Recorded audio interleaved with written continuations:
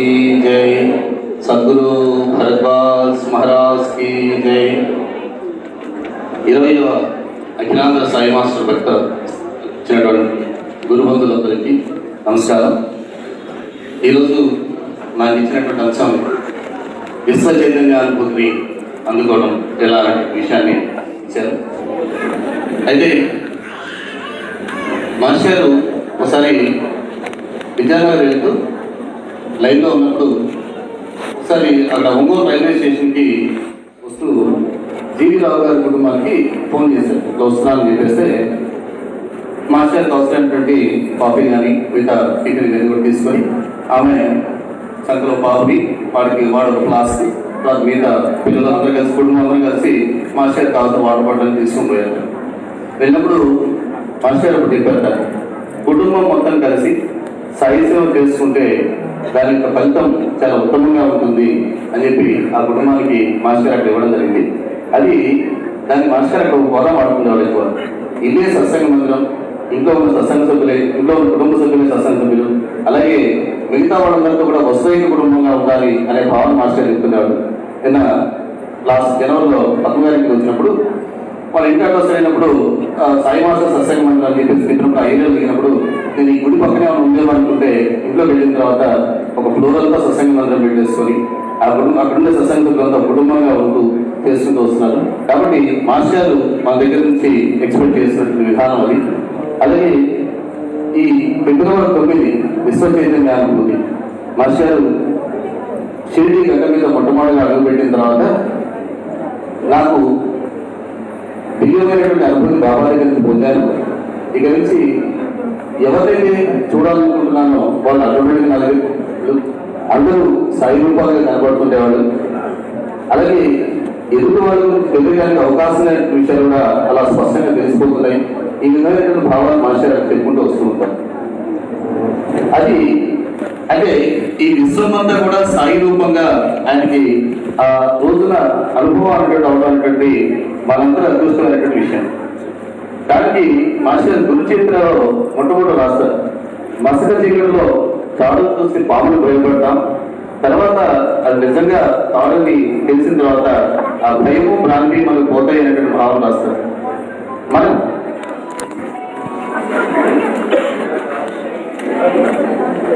ఆ మొట్టమొదటి అధ్యాయంలో మాస్టర్ గారు చెప్పినట్టుగా తాడును చూసి పాములు భయపడతాం, ఆ తర్వాత అది తాడుని తెలిసిన తర్వాత ఆ భయము భ్రాంతి రెండు పోతాయి. దాన్ని మాస్టర్ మనం దాని కొంచెం నిశ్చితంగా పరిశీలించినట్లయితే మనము మన చుట్టూ ఉండేటువంటి వాళ్ళు దేవుడు అనేటువంటి భావం సహజంగా మనకు వస్తుంటుంది. అంతా సాయినాథుని స్వరూపం అనేటువంటి భావన మన మనసులో నిలబడినప్పుడు ఆ విధమైనటువంటి భేదాభిప్రాయం అనేటువంటి శూన్యం అనేటువంటి విషయం తెలుస్తుందనడానికి ఆ గురుచరిత్ర మొట్టమొదటి అధ్యాయంలో ఉన్నటువంటి మాస్టర్ రాసినటువంటి ఆ అనుభూతి పొంది ఆయన ఇచ్చినటువంటి విషయం మనకు అర్థమవుతుంటుంది. అలాగే దానికే చెప్తాడు, ఎవరు తిట్టినా సాయినాథుడు నిన్ను ఎవరైనా తిట్టినా లేదా దూషించినా కానీ బాబా స్మరణ చేసి పక్కకి వెళ్ళిపో అంటాడు. ఆ సంస్కారాన్ని మనం ఆయన ఆచరించి విజయనగరంలో ఎంతో మంది ఎన్నో ఇబ్బందులు పెట్టినా కానీ ఆయన అవన్నీ కూడా సాయి నామంతో పక్కన వదిలేశారు. దానివల్ల వచ్చేది ఏంటి, ఆయన విశ్వమంతా విస్తరించినటువంటి ఆ సాయినాథుడిని దూషించినప్పుడు వారికి వచ్చే ఫలితం కూడా నెగిటివ్ ఫలితం కూడా చాలా విశేషంగా ఉంటుంది. దానికి మనకు సంబంధం ఉండదు. కాబట్టి ఆ విధంగా ఆయన ఆచరించి మనం చూపించారు ఆ ప్రబోధాన్ని.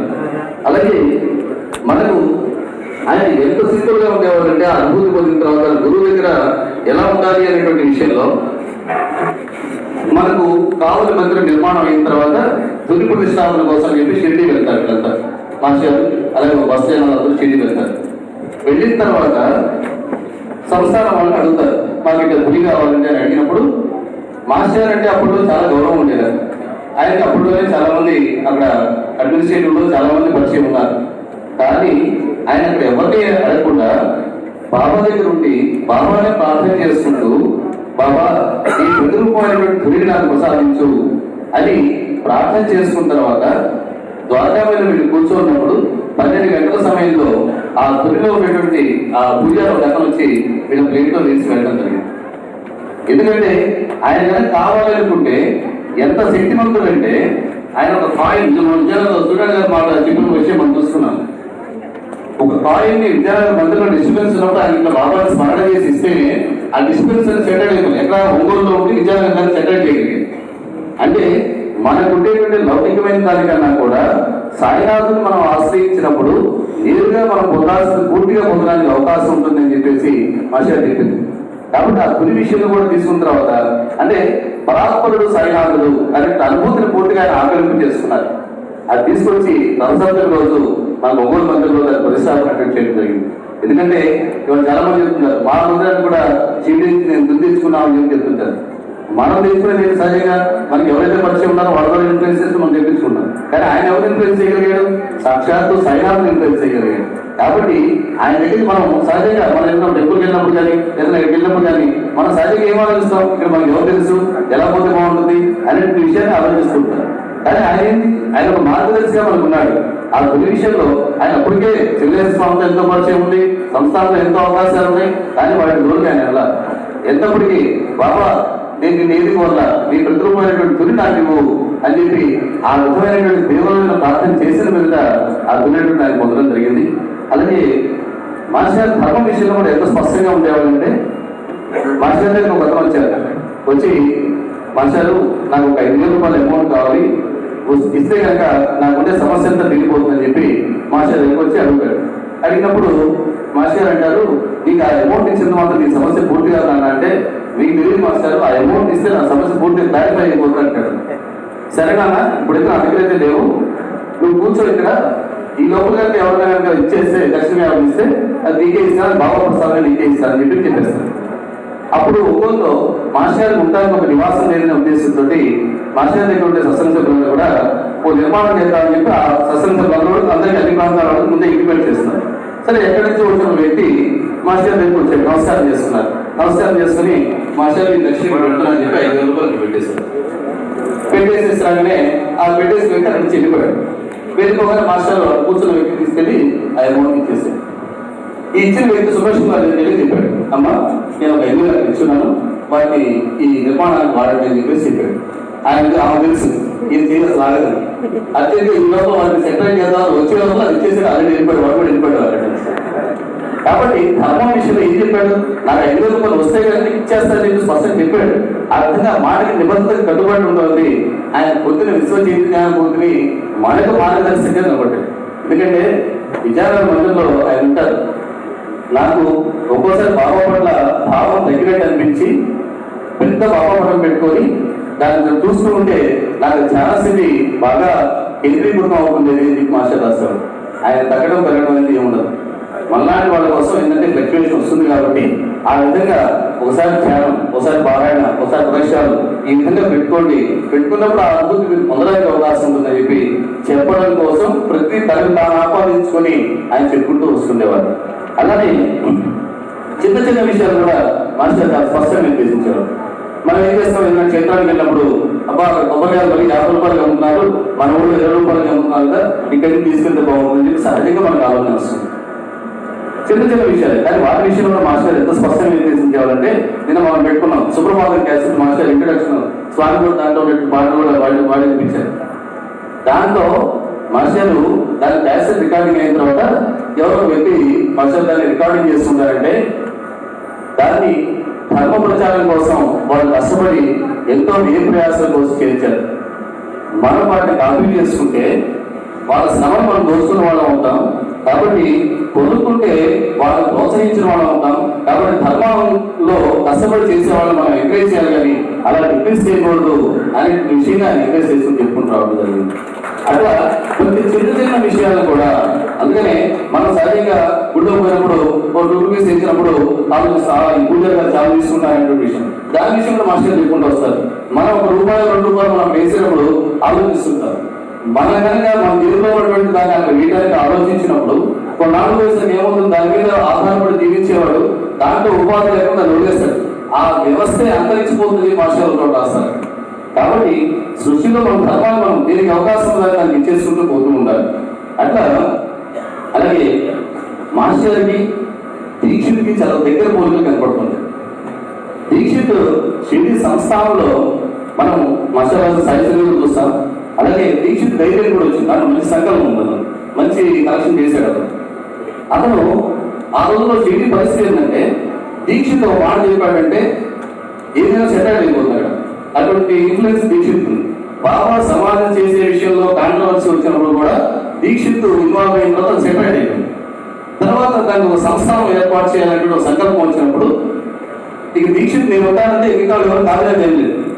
కానీ నాకు వద్దు, ఆయన ఒక మాట రాస్తాడు అక్కడ. ఏమంటాడంటే ఈ పదవులు వీటి వల్ల వచ్చే హోదా వల్ల ఆయన ఎదుర్కొనేటువంటి ఆ శ్రద్ధ అనేటువంటి తగ్గిపోతుంది, సేవ చేయడానికి ఏ పదవులు అక్కర్లేదు, కేవలం శ్రద్ధ మాత్రమే చాలు అనే విషయాన్ని దీక్షిత్ స్పష్టం చేస్తుంటారు. మాస్టర్ కూడా దాని విషయంలో అది కొన్ని సందర్భాలు రాస్తారు. చాలా వాటికి ఆయన ఆంధ్రప్రదేశ్ చైర్మన్ గానే ఉన్నారు, కానీ వాటిలో ప్రత్యేకంగా డైరెక్ట్ ఇన్వాల్వ్ అయిన సందర్భాలు లేదు. ఎందుకంటే ఒక్కొక్క వాళ్ళ విషయంలో నేను చూస్తున్నాను కాబట్టి ఆయన కొన్ని సందర్భాల్లో ఇలా చేస్తే బాగుంటుందని చెప్పిన సందర్భాలు ఉన్నాయని పెద్దవాళ్ళని చెప్తారు, కానీ ఇలా చేయండి, నేను చైర్మన్, నేను ఆంధ్రప్రదేశ్ చైర్మన్ కదా, ఇలా చేయండి అని చెప్పిన సందర్భాలు ఎవరు కూడా ఎక్కడ కూడా కనపడదు. ఎంతప్పుడు ఇలా చేస్తే బాగుంటుంది కదా, చేయొచ్చు కదా, ఎందుకంటే ఆయన చెప్తే అక్కడ కారణాలు ఏం లేదు. కానీ ఏంటంటే ఆ వినయం వివేకం మనకు చిత్తూరు రాఘవారాయణ శాస్త్రి సాక్షాత్ దత్తస్వరూపం ఆయన వచ్చినప్పుడు మాస్టర్ గారు ఆయనకు కుర్చీ వేశారు ద్వారకామాయలో. వేసిన తర్వాత ఆయన ఓడికి కూడా స్పష్టంగా రావట్లేదు. ఈయన పక్కన కూర్చొని అయ్యా చెప్పండి, అయ్యా చెప్పండి అని చెప్పి అంత వినయ కేంద్రంతో ఆయన దగ్గర సేవ చేశారు. అలా చేశారు కాబట్టి ఆయన ఎటువంటి అనుభవం ఇచ్చారు మాస్టర్. ఒకసారి మాస్టర్ పొద్దునే మందిరానికి వచ్చారట. ఆ రోజు వాళ్ళ నాన్నగారు ఆర్థిక ఎవరైనా భక్తులు బ్రాహ్మణులు దొరుకుతారేమో తెలుసుకొని అక్కడికి వచ్చారు. వచ్చేసరికి అక్కడ ఇలా ఉన్న పూజ రామకృష్ణ గారు అడిగాడు, ఏమన్నా ఇక్కడ పొద్దునే వచ్చారు ఏ మాస్టర్ అడిగితే, ఇవాళ నాన్నగారు ఆర్థికం, అందువల్ల ఎవరన్నా భక్తులు ఎవరైనా దొరుకుతారేమో అని తెలుసుకొని వచ్చారంటే ఒక 5 నిమిషాలు కారు వచ్చి 6 మందిని గేటు కారు డోర్ మీద తీశాడు. దాంట్లో దిగింది కాబట్టి తాడేపల్లి రాఘవారాయణ శాస్త్రి గారు దిగారు. కారు దిగగానే మాస్టర్ వెళ్ళి వెళ్ళి నమస్కారం చేసి, అయ్యా ఇవాళ మీరు మా ఇంటికి భోజనాలు రావస్తామంటే నేను అందుకే వచ్చాను అని చెప్పి స్వామి ఆయన అన్నారు. అంటే వాళ్ళకుంటే కమ్యూనికేషన్ అనేటువంటి మనం లౌకికమైన వ్యక్తులతో పెట్టుకునే కమ్యూనికేషన్ కి అసమానంతో పెట్టుకుంటే మనకు అటెండర్ కరెక్ట్తో అటెండ్ పెట్టుకుంటే మన పైన డైరెక్ట్ సంఘం, మన అటెండర్తో పెట్టుకుంటే వారికి అవకాశం చెబుతాడో లేదు. కాబట్టి ఆ విధమైన రాజమార్గాన్ని మనం ప్రయాణం చేయడానికి మనకు 2 టికెట్లు ఇచ్చాడు. ఏంటది సాయిరాముతో దొరికింది 2 టికెట్లు రెడీ చేసి ఇచ్చాడు. వాటిని పొందడానికి ఆయన ఎంత కష్టాలు పడ్డాడో చూడండి. బాబా సన్నిహితం ఉన్నప్పుడు మనం సాయి మాస్టర్ స్కూల్లో దాంట్లో చోట రాస్తారు మనం. అది మా బాబా లేదు చెప్పండి అన్నప్పుడు ఎక్కడో బాంబే దగ్గర ఎవరో పెద్ద బాబా చూస్తున్నాయనేసరికి ఈయన ప్రయాణమే అక్కడికి వెళ్ళారు. వెళ్ళేసరికి ఆ ఊరిలో ఆ రోజు ఆయన లేడు. ఆ తలుపేసినసరికి వరండాలనే కూర్చోన్నారు. అక్కడే పడుకున్నారు. దాదాపు 2 days దాకా ఆయన రాలా. ఏదో దొరికిన ఆహారం తీసుకుంటూ అక్కడే పడుకున్నారు. 2వ రోజు తర్వాత కరెక్ట్ ఆయన వచ్చారు. బాగానే చూసి తోటలే అన్నాడు.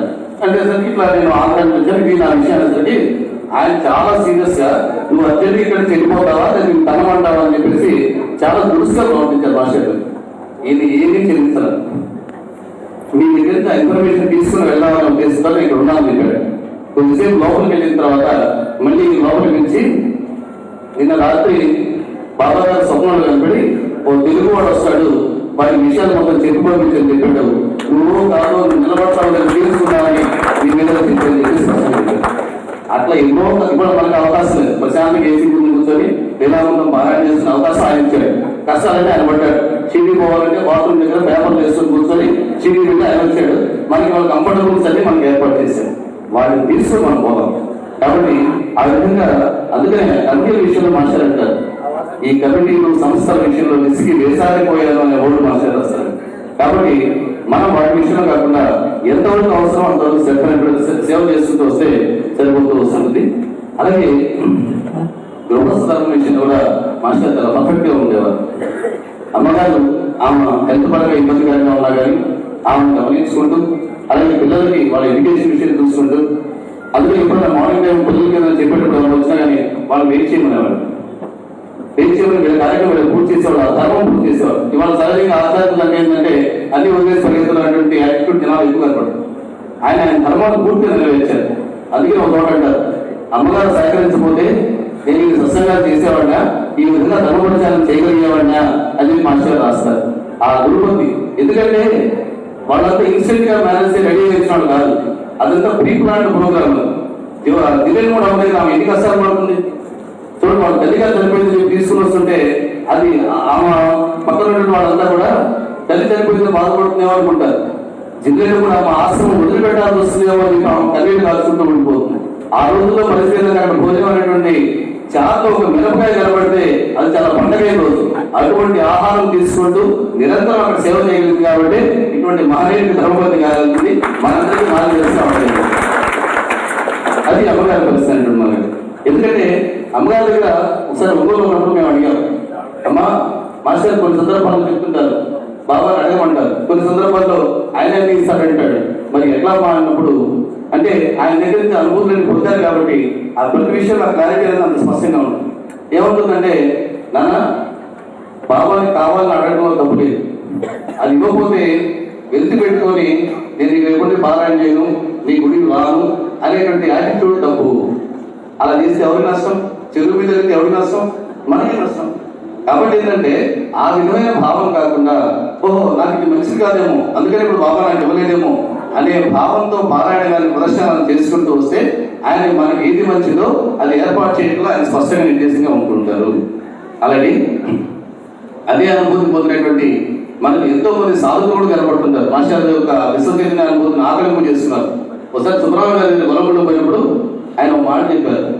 ఆయన ప్రతిరోజు సమాధిని పూజ చేస్తూ ఉండేవారు. ఆయన ఇప్పుడు ఆయన ప్రసాదం తీసుకోరు, డైరెక్ట్గా బయటకు వచ్చేస్తారు. సరే ఆ రోజు జనాలకు వస్తారు. అయితే ఈరోజు ఇంత మంచి రోజు కదా, కనీసం తీర్థం ప్రసాదం తీసుకుంటే బాగుంటుంది అని అనిపించింది. ఆయన స్వామి శిక్షణ కూడా ఎంత కఠోరంగా అతనికి ఇచ్చారంటే, ఒక శివనేశ్వర స్వామి బాబా వస్తాడంటారు, మాస్టర్ వస్తాడంటారు, షిరిడి గడ్డ మీద ఎవరు అంత త్వరగా నిలబడడం చాలా కష్టం. ఎందుకంటే బాబా పట్టే పరీక్షలు తట్టుకోవడం చాలా ఇబ్బందికరంగా ఉంది. అట్లా ఎన్నో పరీక్షలు ఫేస్ చేసి షిరిడి గడ్డ మీద ఒక నేలలో శీలగా పాదుకుపోయిన వ్యక్తి శివనేశ్వర స్వామి. అటువంటి ఆ విధంగా ఆ శివనేశ్వర స్వామి దగ్గర మాస్టారు ఏమంటున్నామా అమ్మగారు సుబ్రహ్మణ్య గారి విషయం. సుబ్రహ్మణ్య గారు అలా తీర్థం తీసుకున్నామని చెప్పేసి అక్కడికి వెళ్తారు. వెళ్ళేసరికి ఆ రోజు వేరే వ్యక్తి అక్కడ ఉంటాడు. బాబు ఆయన పూజ చేసుకుని వచ్చారు, బాబు లైన్ ప్రసాదం తీసుకోవడం పక్కన అన్నాడు. ఆయన గమనించుకోవాలి. బయటకు వచ్చిన తర్వాత స్వామి నాకు ఇవాళ ఏదో నిర్దేశిస్తున్నారు అంటే, నేను రోజు పీల్చే గాలి ఆయన ప్రసాదం కదా, రోజు నేను తాగేటువంటి నీళ్ళు ఆయన ప్రసాదం కదా, రోజు నేను తీసుకునే ఆహారం ఆయన ప్రసాదం కదా, నాకు ఈ భావం వాళ్ళ తీర్థం ప్రసాదం ప్రత్యేకంగా తీసుకున్నాను భావం వచ్చింది కాబట్టి ఈ రకంగా ట్రైనింగ్ ఇచ్చి నన్ను పంపించేశారు. రోజు ఆయన పూజ చేశాను. ఆయన అందరూ తెలిసే ఉంటుంది ఆల్మోస్ట్. ఆ ఉన్న వ్యక్తులు ఆ రోజు కొత్తగా వెళ్తున్నాడు, మీరు అవతల వెళ్ళిపోండి అని చెప్పారు. కాబట్టి అట్లా ప్రతి విషయంలో వాళ్ళందరూ ఆచరించుకుంటూ చేసుకుంటూ వచ్చేసి మనం చేసుకుంటూ వచ్చేవాళ్ళు.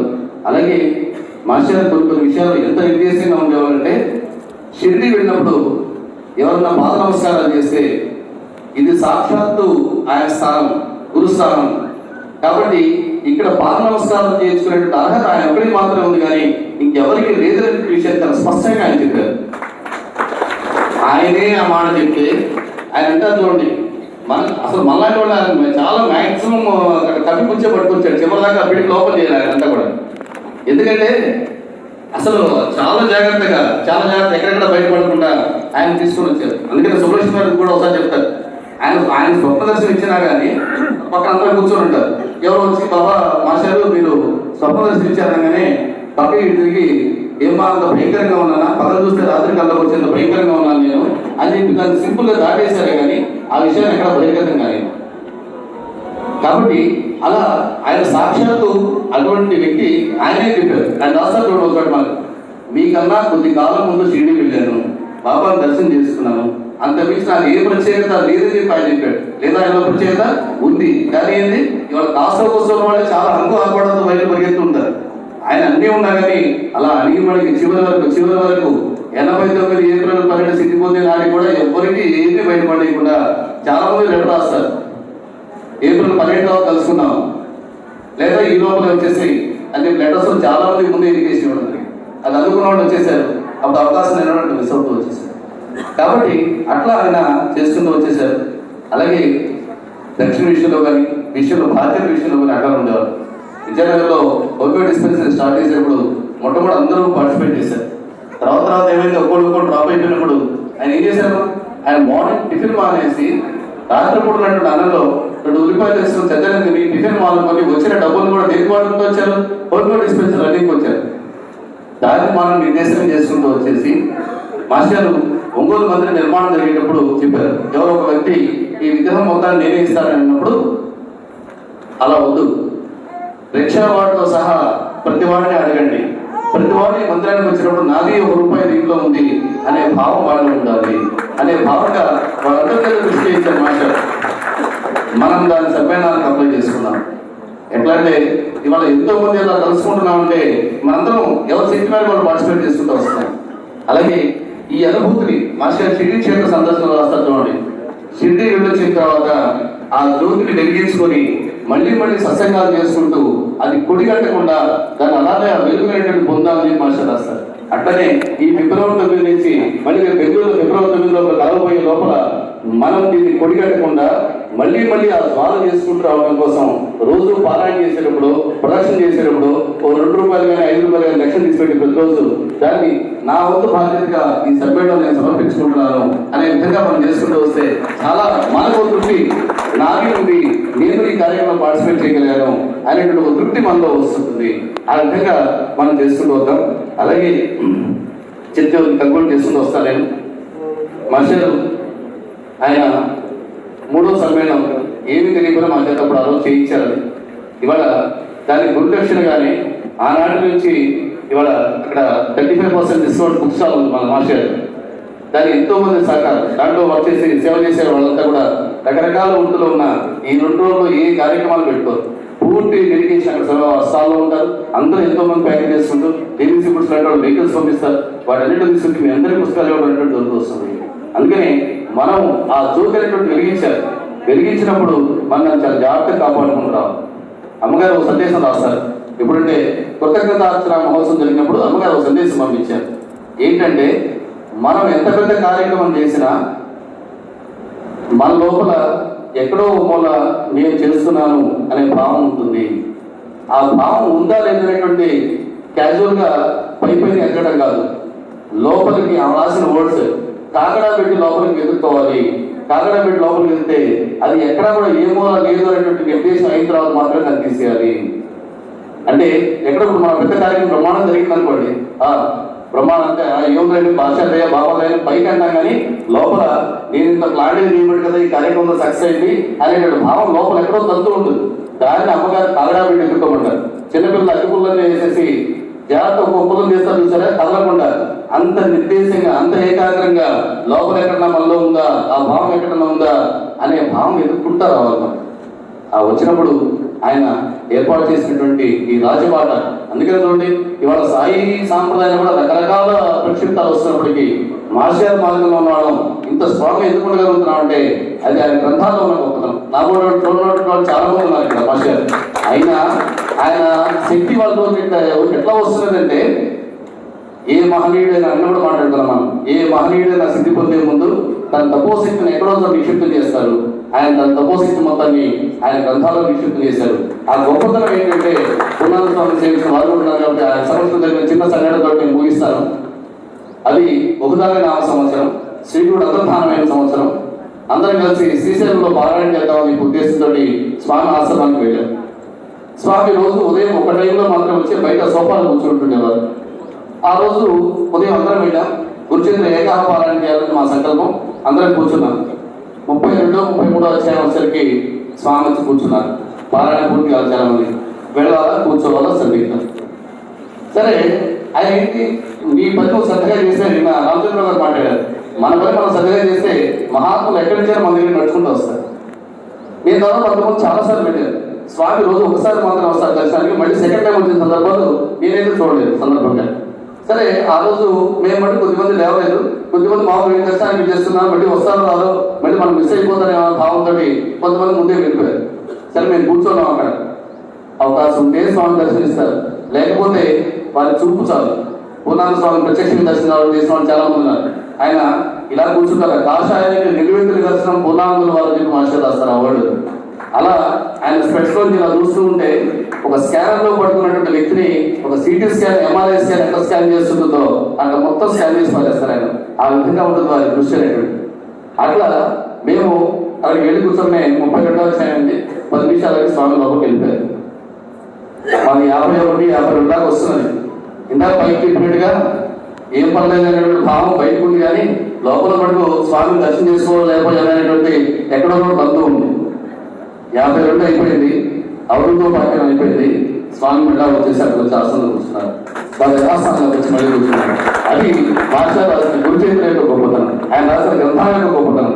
మహనీయులందరికీ కూడా, అందుకని నేర్మలకి అదే సుబ్రహ్మణ్య అందరికీ కూడా మహాత్ముల దర్శనానికి మీరు వెళ్ళండి, నేను వాళ్ళ దర్శనం ఇస్తాను ఆయన చెప్పిన కంపల్సరీ దర్శనం ఇచ్చేవాడు. ఒకసారి సుబ్రహ్మణ్యుడు పునాద స్వామి దర్శనం వెళ్ళేసరికి స్వామి లేనప్పుడు ఎక్కడ ఉన్నారు. వీళ్ళు వెళ్ళి మాస్టర్ ఏం పంపించారంటే మీరు దర్శనానికి వెళ్ళండి, దర్శనం అవుతుందని చెప్పారు. ఆశ్రమానికి వెళ్ళి సుడిపెట్ట లగేజ్ పెట్టుకొని ఒక నీళ్ళు కనుక్కున్నారు. కనుక్కునేసరికి స్వామి లేదమ్మా ఊరినారని చెప్పి చెప్పారు. చెప్పేసరికి సరే మనకు అవకాశం లేదేమో అని చెప్పేసి అనుకుంటునేసరికి వీళ్ళు రిటర్న్ రాబోతున్నసరికి వాళ్ళకి ఏదో మళ్ళీ మెసేజ్ వచ్చినట్టుంది, స్వామికి అత్యంత వైద్యులు వస్తున్నారని చెప్పి ఇన్ఫర్మేషన్ వచ్చింది. తీరా ఏంటంటే స్వామి అక్కడ ఉన్న వాళ్ళు కూడా మళ్ళీ ఎందుకు వెళ్దామనే భావంతో మళ్ళీ అక్కడ వచ్చేసారు. ఆ మహాత్మ మధ్య ఇంటర్ కనెక్షన్ అటువంటి ఆ విధంగా ఉంటుంది.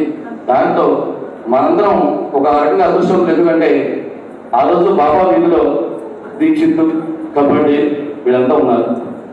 మనం కూడా ఆ చివరి లైన్లో గేట్ దగ్గర ఎక్కువ చోటు ఉంటే నెక్స్ట్ మాస్టర్ ఆయన అవతార కార్యంలో మనల్ని ఎక్కువ చోట కలుపుకుంటే మనకు జన్మ సిద్ధార్థం అవుతుంది. కాబట్టి ఆ విధమైనటువంటి ఆ అనుగ్రహాన్ని ప్రసాదించమని ప్రార్థన చేసుకుంటూ సద్గురు సాయినాథ్ మహారాజ్ కి జై, సద్గురు భరద్వాజ్ మహారాజ్